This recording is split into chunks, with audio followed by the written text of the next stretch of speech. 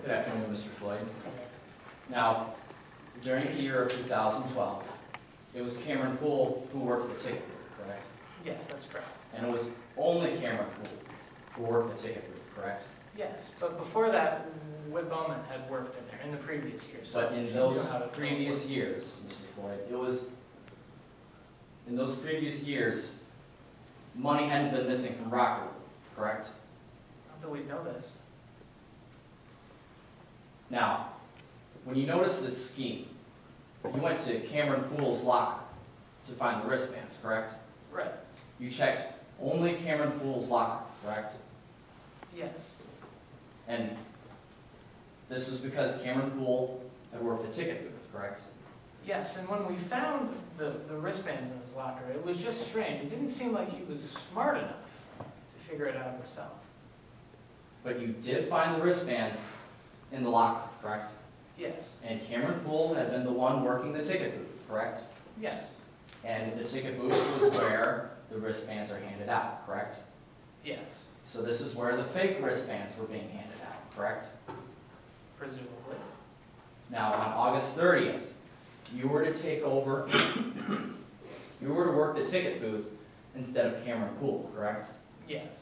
Now, you were there when Mr. Longstreet told Cameron Poole he was not to work the ticket booth that day, correct? Yeah, that's right. I was kind of behind the ticket booth. He didn't see me, and I didn't see him, but I could hear what they were saying.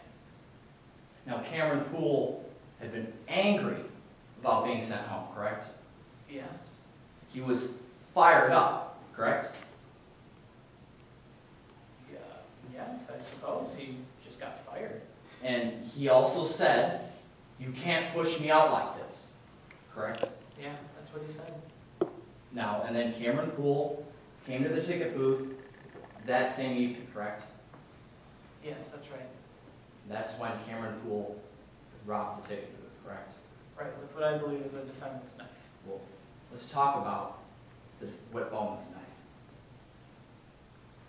That day of August 30th, you would say it was a pretty tiring day for yourself, correct?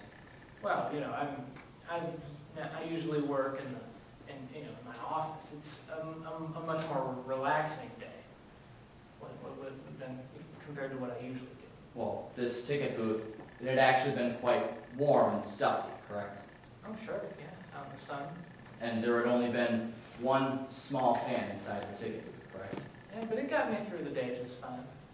And at the end of the day, you were ready to go home, weren't you? Yeah, well, I think we all are. And that was when Cameron Poole showed up, correct? At some point, yeah, around the closing time. And this is when Cameron Poole had pulled out that multi-tool you mentioned on direct, correct? Yes, that's correct. Now, to be clear, this was a multi-tool, correct? Well, yes, it's one that I had seen the defendant playing with on her break about a week before, so. Well, but Mr. Floyd, you actually aren't sure that it was the same knife that Bowman had brought to work, isn't that correct?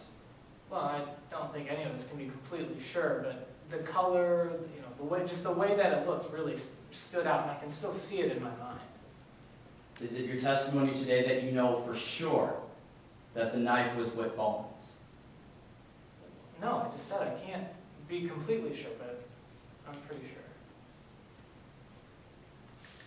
Nothing further. Okay. Any redirect? No redirect, Your Honor. I just asked that Mr. Floyd be able to step down. You may, Mr.